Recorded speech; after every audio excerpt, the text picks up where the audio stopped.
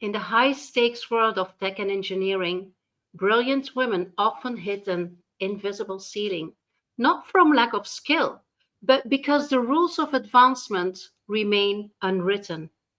While technical prowess opens doors, what truly forges lasting success is the steel resolve to master the human dynamics of leadership, the self awareness to navigate perceptions, the influence to amplify impact, and the courage to transform networking from transactional to authentic superpower. And this is where Silicon Dreams meet unbreakable leadership. Welcome to another edition of the Power Talks for Remarkable Females. I am your host, Helena Demuynck, the transformation catalyst for smart, purposeful women leaders. And joining in this conversation today is Hadizadeh, a Fortune 100 tech executive turned revolutionary leadership architect. With 15 years, more than 15 years experience at companies like Honeywell and Cisco, Kathy has coached numerous leaders across 20 industries, merging neuroscience, mindfulness, and systems thinking to help high achievers ascend without burnout. Her forthcoming book, Pause to Rise, distills this wisdom into actionable strategies for thriving in pressure cooker environments. So watch the comments so you can see where you can have that book. So welcome to the Power Talks, Kathy. It is such a pleasure and honor to have you here. How are you doing? I'm doing great, Helena. Thanks for having me. And just a quick correction. I have been with DirecTV and Omnicom, not Cisco and Honeywell. Just want to make sure Oh my that God, we where let does this the come from? audience we let the Oh, audience know because okay. some I people am might know embarrassed. me That from my never happened corporate to days. me before, but thank you for correcting me. Of course, of Wonderful. course. So That's we all did some good. name dropping here that was not relevant for Kathy's context, but it might be relevant for something else. Kathy, when is your book due for launch? Well, the book was originally due for launch in July, to be honest with you. Uh-huh. But there was a war in, I'm originally from another country. There was a war, and the toll of it has been on me. So now we are looking into September, and this is on pre-order for anybody who is interested. We're building the community, but I'm hoping that September we can get it into everybody's hands. Wonderful. We will put a link for the pre-order in the comments box and in the show notes. Everybody listening in here, welcome to this episode of the Power Talks. We are talking about Silicon Dreams to Steel Resolve. Kathy has a lot of experience in the tech industry and she will share it generously with us. If you have any questions, feedback, remarks, whatever input, friendly input that you want to share with us and with the audience, just put it in the comments. We will be very happy to work with that during this episode. Even if you are not watching live, if you are watching or listening to the replay and you have any question or feedback, put it in the comments, put it in the replays so we can basically come back to you because we are monitoring everything also after the launch and the publication of our Power Talk.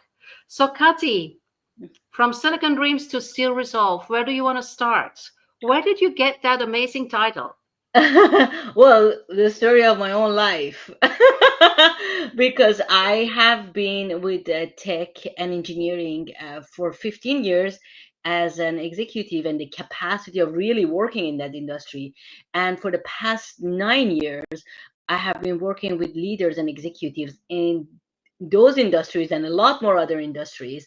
And I have seen what it really means to go through the journey, how it can be successful and enjoyable, and how it can be miserable while it is paying all your bills and then some more, but it is not as enjoyable. So it is Hmm. very important for me that people understand how they can enjoy their ride, how they can build the capacity for that still resolve, especially in uncertain times that we are experiencing right Yeah. now in the world, I would say. Yeah.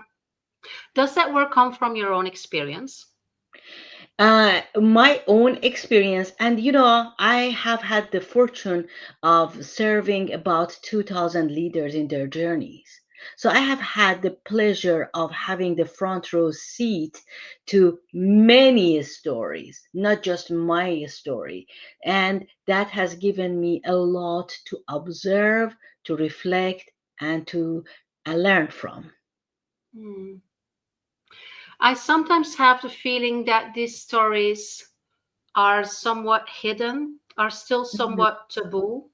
Mhm. We are supposed to be successful, thriving, not complaining, you know, show up as a solid, powerful woman leader.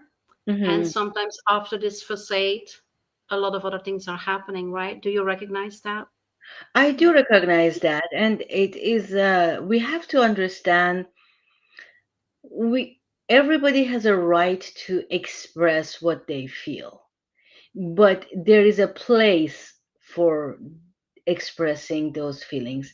And if we do not recognize where we can express what and what emotions we have to express even to begin with, then that's where we might be in a position that we will send mixed messages, and that will cause erosion of our brand and Hmm. tarnish our reputation as a reputable executive or leader in an Yeah. organization.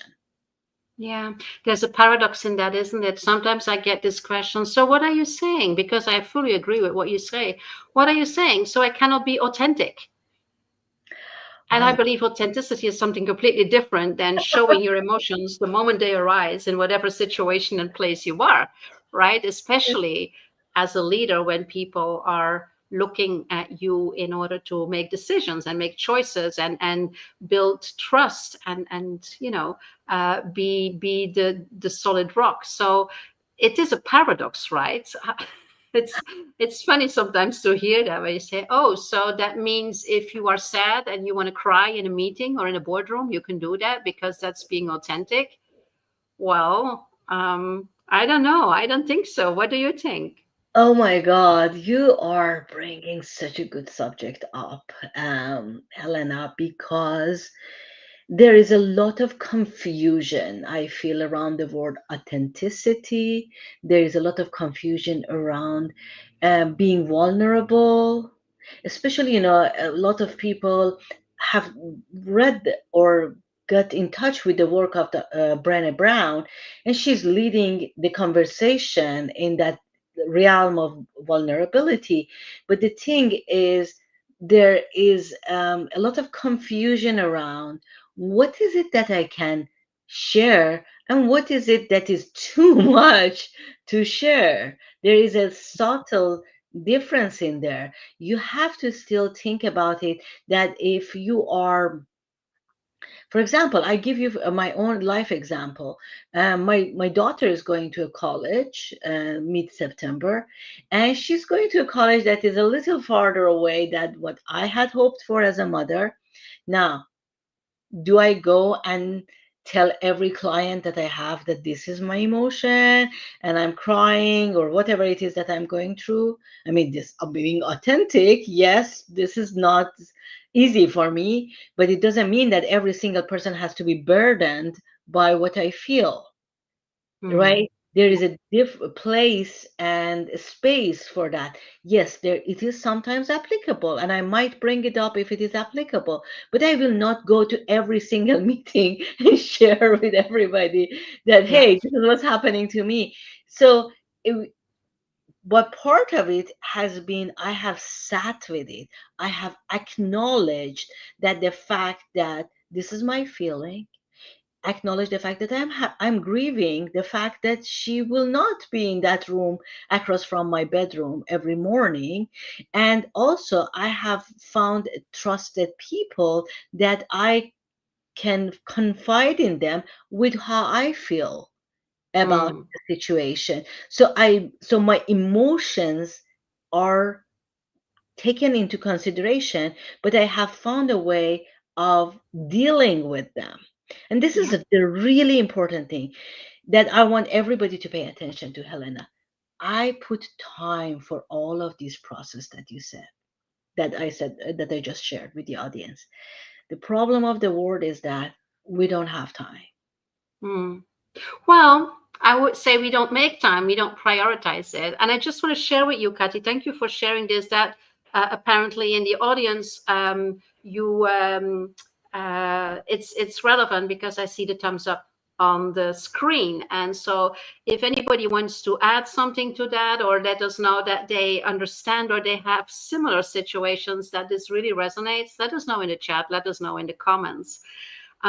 You know what really helped me with this? Hmm. There's two, I would say, bodies of work that really helped me with this. And it is, first of all, emotional intelligence that basically also teaches us how to understand our emotions and how to deal with them and how to regulate them. Hmm. Because, as you say, this is something that keeps you busy, but it is about regulating them and knowing how and when, and sometimes how long you can express them, right? And Hmm. that is a very important aspect of emotional intelligence. And another body of work that I work with a lot is conversational intelligence. It is Hmm. about understanding the impact of your behavior and of your words on your conversation partners. And it could be a client, it could be in a meeting room, it could be your team, it could be your family, because this works everywhere. It is about understanding that how you show up as a leader. And we are a leader not only in the C suite or with our team, we are always a leader. We are leaders of ourselves, right? And 100%. so it is so important to understand that. And especially when you look in the tech business, I don't want to offend anybody, and I don't like to label, but research shows that when you are in the tech industry, that there's a lot of people that are very much focused quantitatively, right? Linear, binary, yes or no. I mean, there's this how do you call them? These assessments that put you in certain categories, and I Mhm. think it's is it insights that labels you as blue, very much data fact driven, right?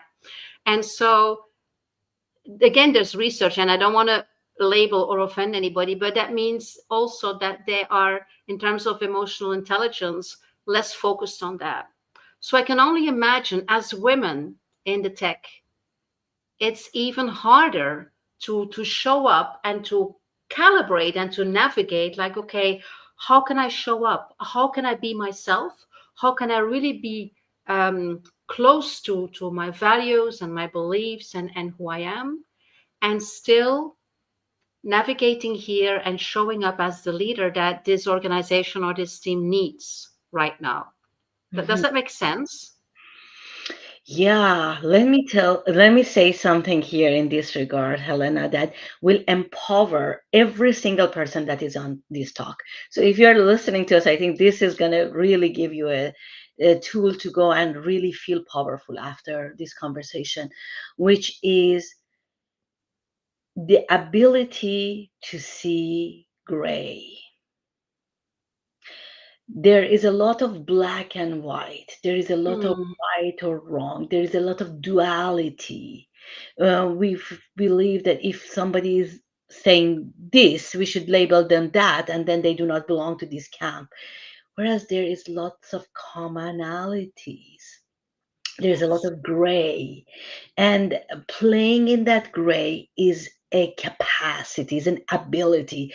And the thing is, women, because a lot of them are more in touch with their emotions, actually they have a upper hand in the tech and engineering space, that maybe a lot of men do not have access to that. So Hmm. it's interesting. 80% of my clients are men. So I Yeah, work with a lot of men because that those industries are very, very male dominated, and dominated. Yeah, right. So it only makes sense that it is the case. But I have seen we have to look into how do we get out of this black and white? And women have a lot of that. So yeah. how powerful is that? Who is with us when I say that? Let's see some action. Let's see. Do you feel that power in yourself? That how you're able to sometimes see things, feel things that is not necessarily right or wrong. You're able to see through the lines in a Yeah. way. Absolutely. I love that.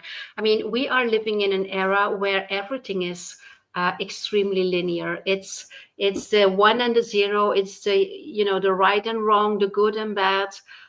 It's all very, very labeling and judgmental, which is kind of how our brain is working, especially our more basic brain, but which is not really helpful in complex relationships and when we are navigating challenges. And there again, an important It's the one and element. the zero. It's the the right and wrong, the My good and my bad. my phone has started blinking, and I'm like, Your okay, double, um, yeah, branding. Let's not do that.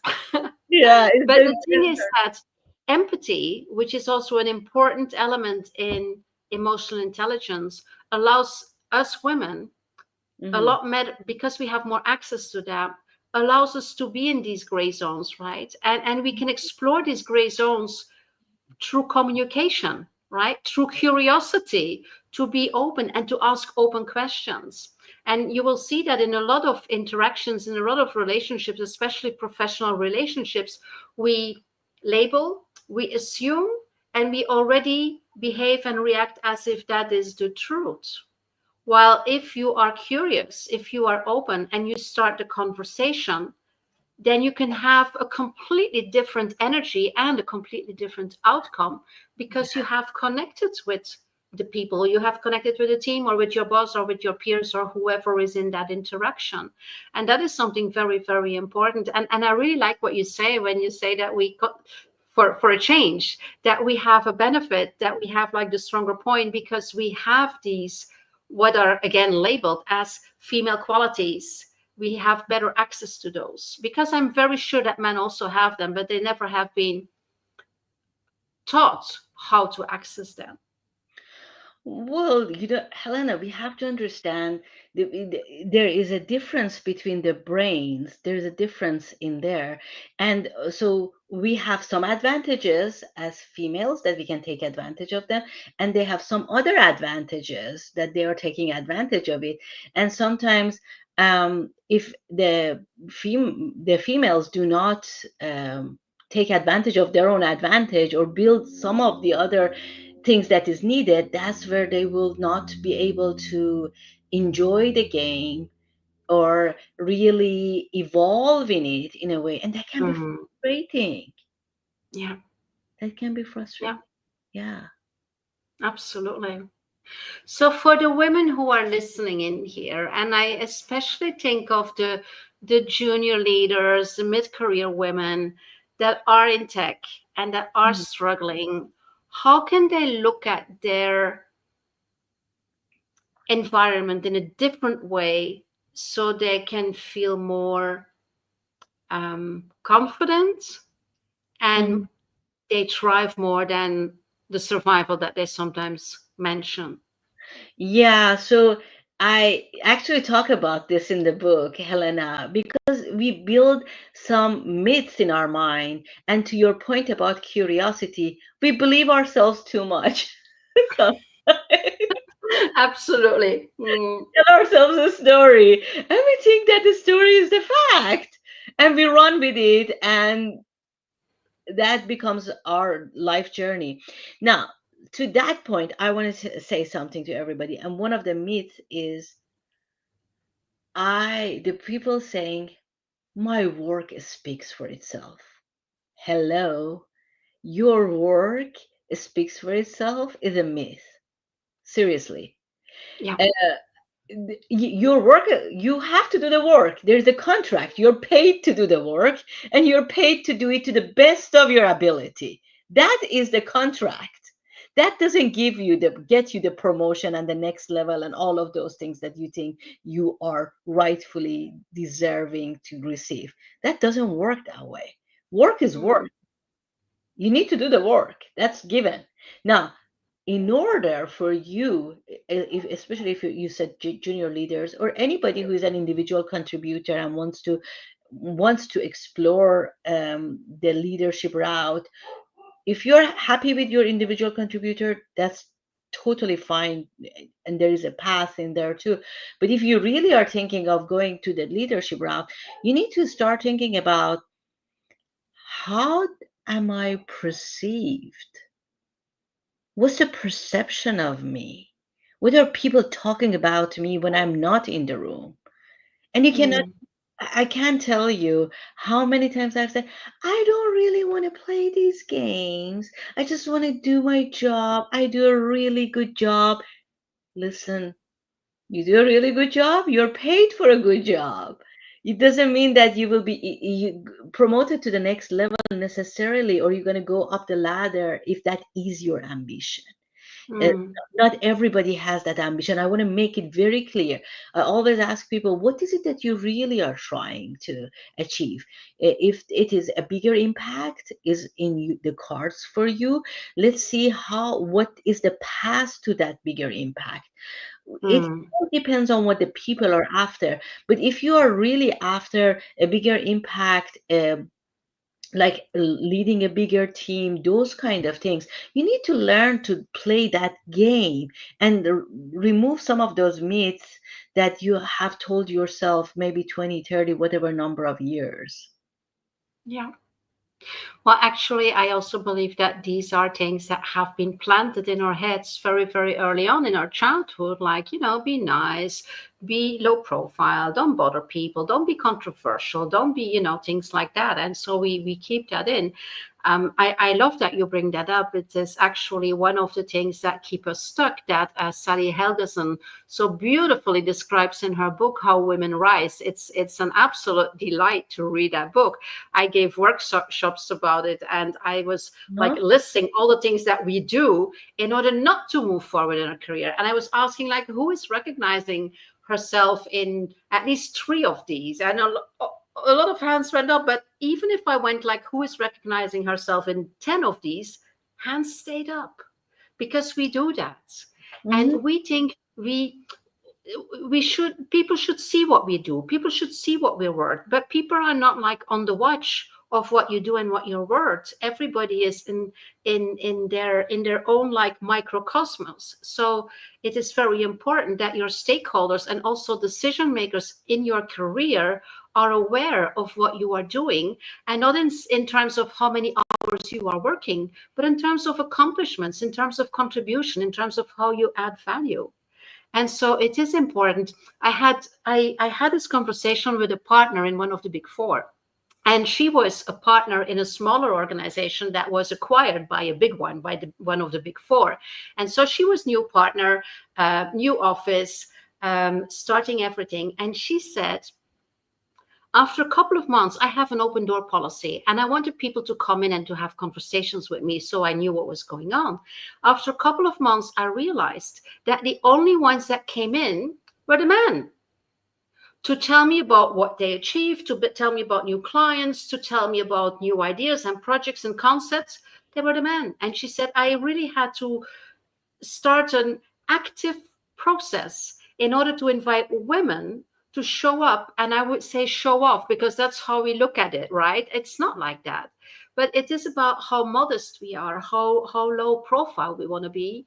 I don't know why. I mean, I do know where it comes from, but it is so important that people know what you are worth, what people know that you are capable of, and not only for your own promotion or career progress. It's also important for your team. It's important for your team that that they know who you are and what you can do. Because if they can work for a leader that has and shows potential and that has their back, they will be a lot more motivated than if they're working for somebody who does not like even defends their case in the C-suite or in the Hmm. boardroom. Does that make sense? Is that something that you, and Oh, this is, I mean, this is true in tech, but I would say it's true in every corporate environment. It's true in life in general, right?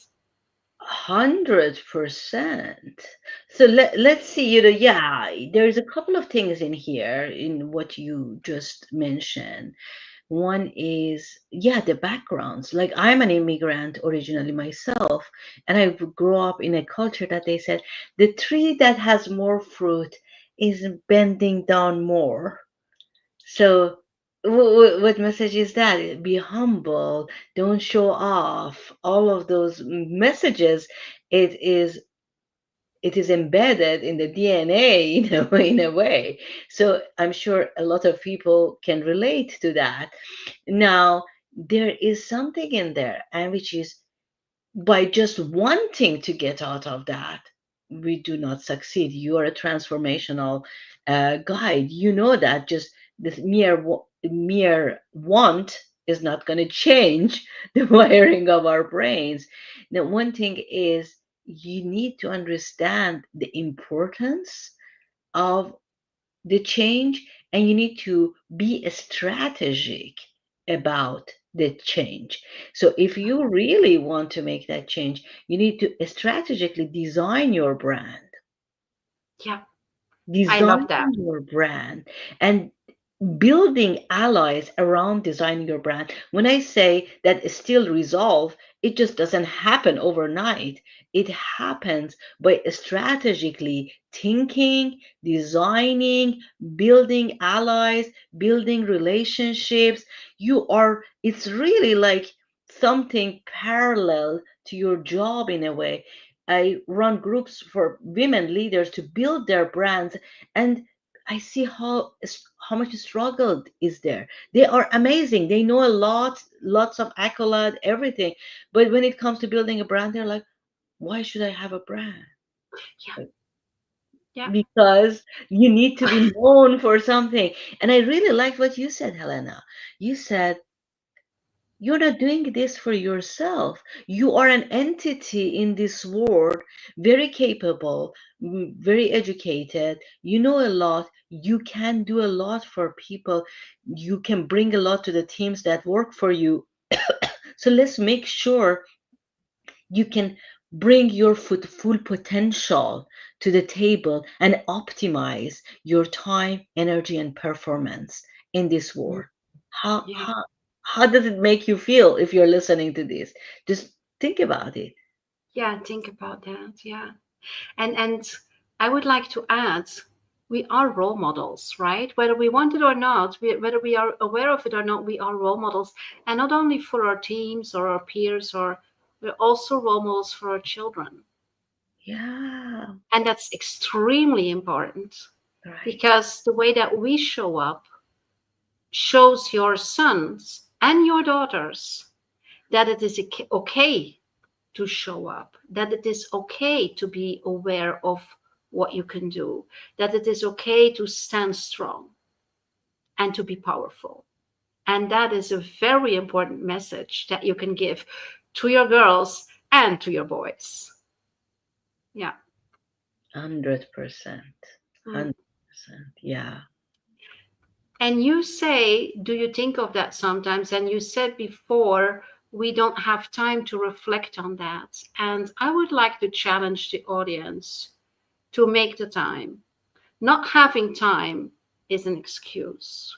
We make time for the things we want to make time for.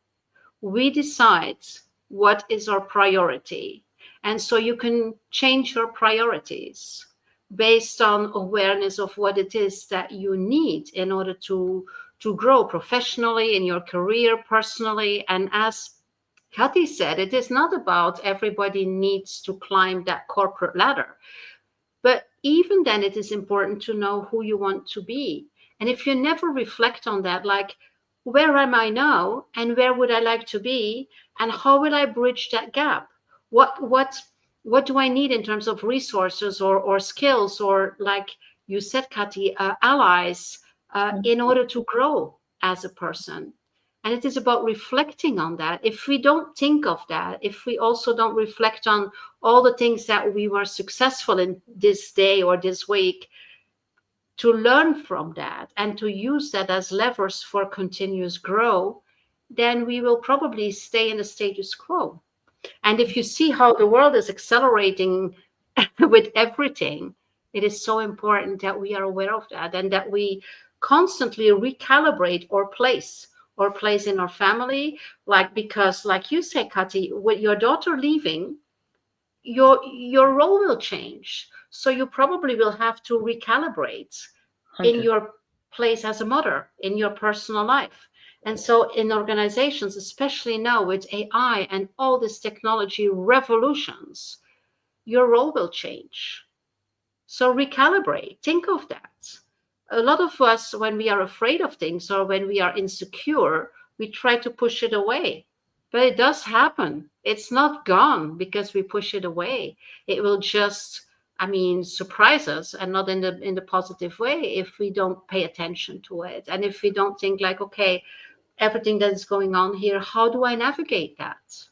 And you don't make those decisions or choices when you are like in constant action. You need to like withdraw a little bit and think of that from a place of calm, not from a place of stress and anxiety, because that's what we do. We try to make good decisions from places of stress and anxiety. That doesn't work. That doesn't work. Research proves it. It's not because I think it. It's just the truth. And so find these places. I'm so happy that you mentioned that, Kathy. Find these places of calm and presence to Mhm. reflect on these things. Yeah. Or get a coach. Or join a group. If getting a coach is feels expensive, hard, look around your organization, see what is possible. If they Yeah. do not sponsor you to get a one-on-one coach, you can join a group. Group Yeah. coachings are more affordable than one-on-one. But it is essential to your point. It's essential to build space and capacity to reflect Mm-hmm. a way that is conducive to your long-term vision. And I'm not Yeah. saying goals, I'm saying vision. Please pay attention. There is a difference within all of this. And the thing is, how do you build that calm in yourself? I mean, everybody is so different about that. I mean, I was in mindfulness. People ask me, oh, like sometimes the people say, "Oh, it was so hard for me to sit even for 5 minutes when we were starting the practice together." And I say, well, it doesn't mean that you always have to go and sit by yourself. For a lot of people, washing dishes can be that meditative space that gives them calm. Absolutely. Yeah. Yeah. How the Yeah, there's a lot of rejection and resistance to the traditional practices to basically mind your mind, right? Like mindfulness or meditation. And I'm very happy you bring that up. We can find our own way to find that calm place. It can be cuddle your dog. exactly. It's creating so much oxytocin. I know that because we do that. It's Yeah. it's watching your fish in the pond. For me, that was something, I had aquaria earlier on when I was living in Belgium. Now I cannot have those anymore. I have a fish pond. I can Hmm. stare in my fish pond for half an hour. I can do that. Yeah, And it's like yeah, complete physiological taking everything down. It's amazing. It's right, yeah, right. Thank you for mentioning that because you cannot think clearly from a cortisol high space, which is where we are with a exactly. deadline-driven culture, right? The cortisol is Mm, high, and the beauty, or maybe the ugliness of cortisol, whatever you want to call it, is that it gives you energy. You feel yeah. good. And you feel like, oh, I'm going, I'm going, I'm going. But where are you going exactly? Mm, That's the yeah. question. Um, That's where are you going? Yes, where absolutely. exactly going? I mean, I'm going, I'm going. But you see that thing that you said, looking into your fish pond, that is gives you that feel. And I Yeah. exactly know what you say because there's a place that I go that I just like to sit and look at the turtles and dogs and all of that. Mm, Gives me such an amazing feeling of stillness yeah. because the stillness is taken away from us at this time Yeah. with phones. The moment we have a minute to ourselves, Instagram or whatever it is that we enjoy. Uh, but Sure. that is, and a lot of people, I see it in my own kids, I see it in a lot of people think that that is their downtime. No, that is not a downtime. That is It's actually an escape. stimulating for your brain. So it is not the downtime we are talking about with Helena Yeah, here. That is not the absolutely. downtime. If you're listening to this, we are talking about the real downtime where you can park this phone somewhere, where Yeah, you can be on your own with maybe the ugliness of the thoughts. It's not all the thoughts are beautiful. Some of them are actually very scary. mm, Honestly, we are humans. We have all kinds of things in us. yeah, If we just this I always you it made me think. I want to mention that, Helena, the toxic positivity. Don't think about this. It is not positive thinking. Hello, not every positive thinking is not that you avoid thinking about what is it that needs to be thought about. That's exactly. not positive thinking. You, Yeah, there is something that you mhm, need to deal with it. You need to deal with it. Putting it yeah, under the rug, it's not going to solve it. It's no, going to come back absolutely not. there. Yeah, So I yeah, like that. And you said we are human, and I would like to add, we are human beings. And yeah, most of us act like we are human doings. yeah. So it's not only this escape on Instagram, on Netflix. I'm not saying that you can never be there. That's not true. But it is not bringing you this calm, like you say, Kati. But I know I even have coaching clients. They come here with me. I live in the middle of nowhere on the top of a mountain in Spain. And they come here for 4 or 5 days coaching. And they're like, what no? What no? I need this. I have another question. I want to do this. I need a vision board. And I say, hey, relax. And he said, yeah, but I'm here only 5 days. I need to take advantage of that. And I say, well, you will not take advantage of it if you are filling every moment of your day and evening with activities and not having the bandwidth to let it land and to reflect on it. That's also what we do when we go on holidays, right, Kathy? I see people, they come back from holiday, they're exhausted They need a because they have been mentor. everywhere. They have seen everything. And they're like, whew, you know, Hmm. that's not the idea. I mean, at least it's not my idea. It is about retreat, and retreat not in a military way, but retreat in terms of um, going back to yourself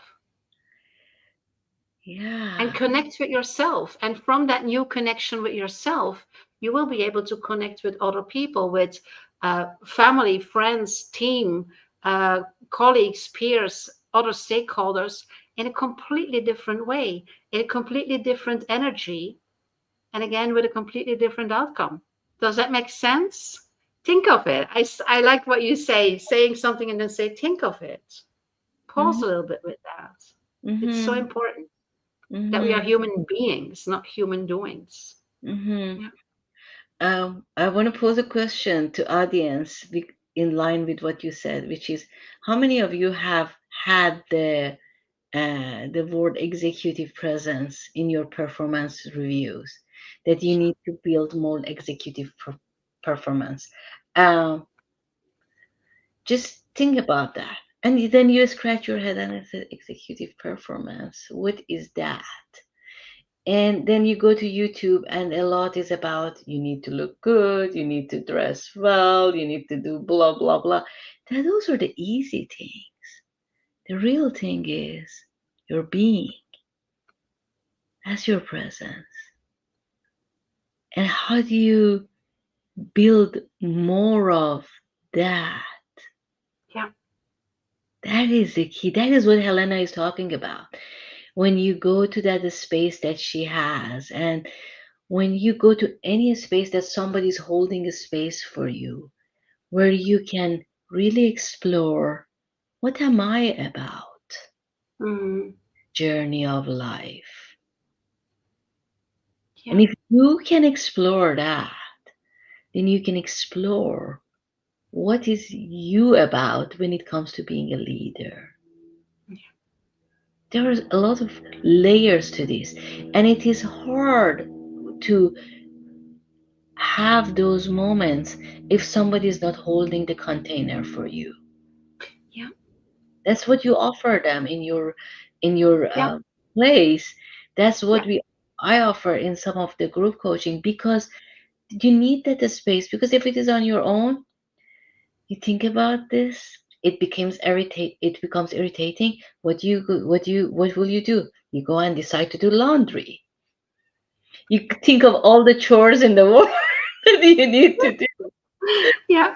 And then you come back and say, "Oh, I have a procrastination problem." No, you don't have a procrastination problem. It's just that you are not able to emotionally deal with it. Procrastination comes from not emotionally unresolved situations, really. Mm. You're Yeah. trying to avoid dealing with them. So Yeah. consider that in your journey. How do you build that container for yourself? Yeah. And as a leader, I would add, how do you create that container and that safe space for others? Wow, I thank you. see so many leaders entering meeting rooms from a place of stress and Mhm, from a place of time limit and from, and entering with a nervousness, and there again reflecting, like, how do I show up? I like the concept of pause. And sometimes I say, when you go into a meeting room, which, because we have back-to-back meetings, we don't even have time for lunch, or going to the restroom is very difficult, so change that, please. But when you step into a meeting room with your boss or with your peers or with your team, take a deep breath and ask yourself, how do I want to show up in this meeting? What does this team or this person need from me right now? And mhm, how can I impact the outcome of this meeting in a positive, effective, and efficient way? mhm, That's mhm, all you need to do to make a major shift, to let go of all the stress from your earlier meeting or from something that happened at home or whatever. And breathing also physiologically changes your your state, basically. If you are extremely nervous, if you are extremely agitated or anxious or whatever, my best advice for leaders in corporate is go to the restroom, breathe for 5 minutes, breathe in 3 or 4, and breathe out 6. And you will basically calm down your brain, you will calm down your body, you will lower your heart rate, and you then go into the meeting. That's, I mean, it's crazy. It's all it takes. We are completely capable of changing our state in 5 minutes. If you don't believe me, please try it and let me know, because I know it will work. Yeah. You don't need 50 minutes of meditation, 5 minutes of breathing. No.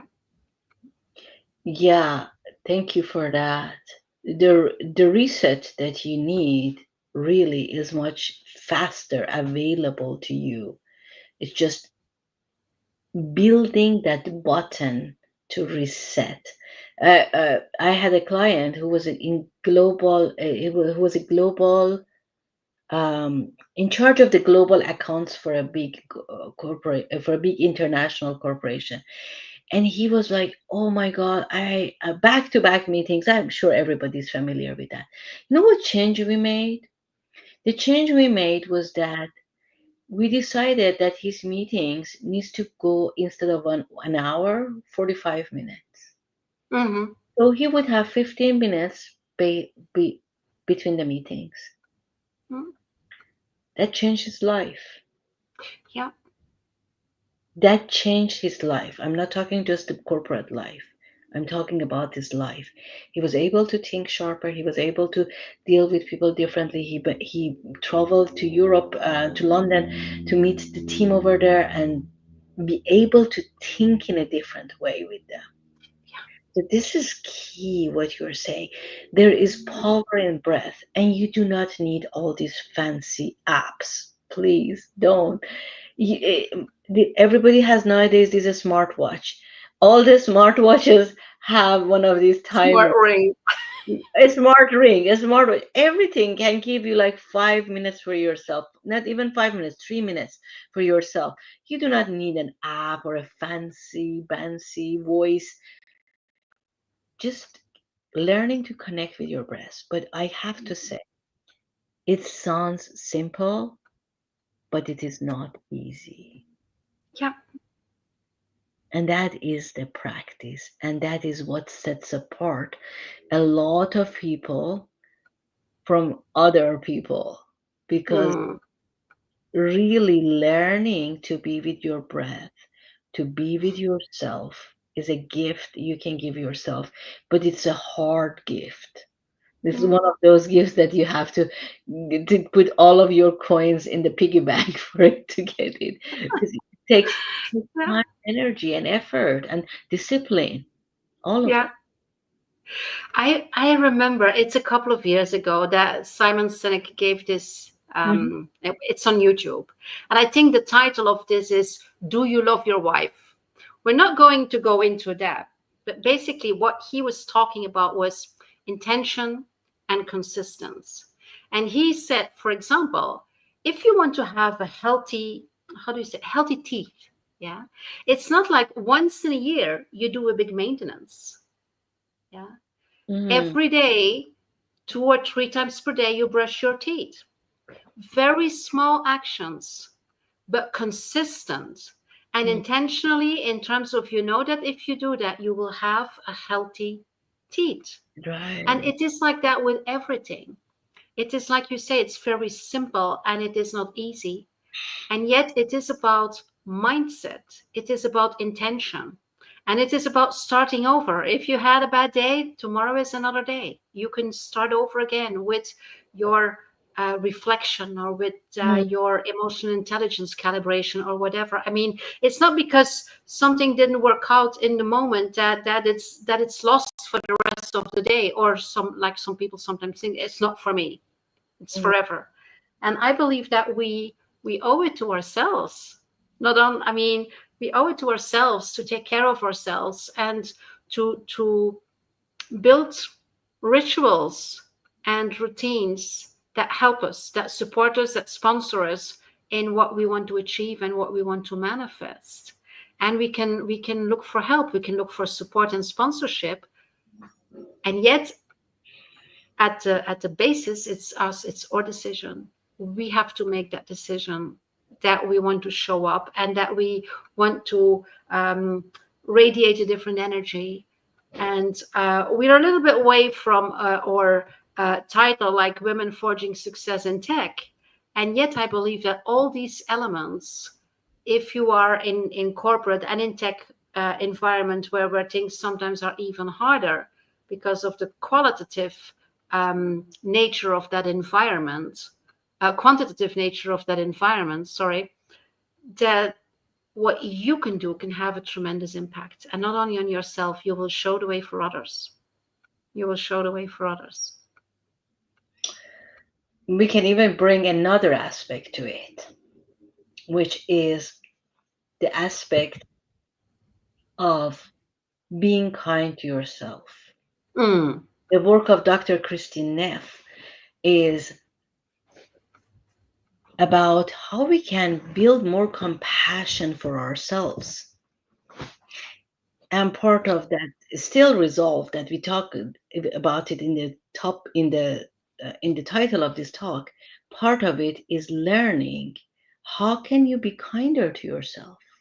mm, If you learn to ask to ask yourself this question, what is a kind thing to do for me? That can guide you to very interesting places. yeah.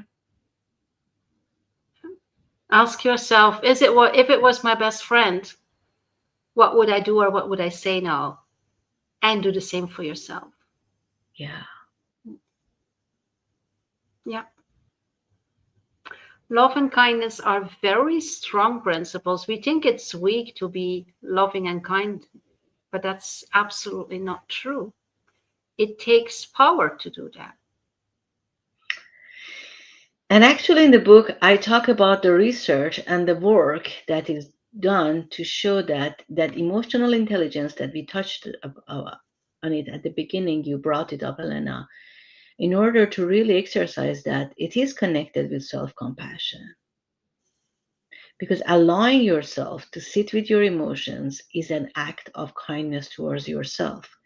So Mm. it's I want to bring everything full circle in the fact that evolving in your leadership is tied to wisdom. Yeah. And it is a lot of times, there are those things are forgotten or are ignored, but wisdom is the key here. The Mm. wisdom of how you build certain capacities in yourself, and that it comes from really, really becoming more aware of nobody else but yourself. Yeah. Amen. That is beautiful. Yeah, that's a beautiful one to wrap up our conversation. We have touched so many different things that all are related to leadership and how to show up. And I know it is something that you hear everywhere, to be your best version. But being your best version is a gift to yourself, not only to others, it's a gift to yourself. And so I trust that what Kathy has brought, what I have brought here today, is helping you with, uh, walking that path of manifesting your best version, walking that path of self leadership, wherever you are, in whatever stage of your career that you are. And I'm pretty sure that just applying some of what we have brought here today will create a very, very big shift. And I want to use this opportunity also to announce the next Power Talk for Remarkable Females, where I will be with Ragini Michaels, and we will be talking about paradoxes. And that's something that is very much related with what is here today. It is about accepting that it's not either black or white, that it can be black and white, and work with that. That's like the next step of seeing all the grays. So I hope to see you there all. Thank you so much for being here. Thanks, Leslie, for your kind words. Let us know in the chat how you have experienced this episode. If you liked it, subscribe, like it, share it with somebody that can use this. Thank you so much, Kati, for being here and sharing your wisdom, sharing your expertise. I so appreciate what you do. I so appreciate you. Thank you for everybody. Have a great rest of your day, and we talk soon. Take care. Thank you.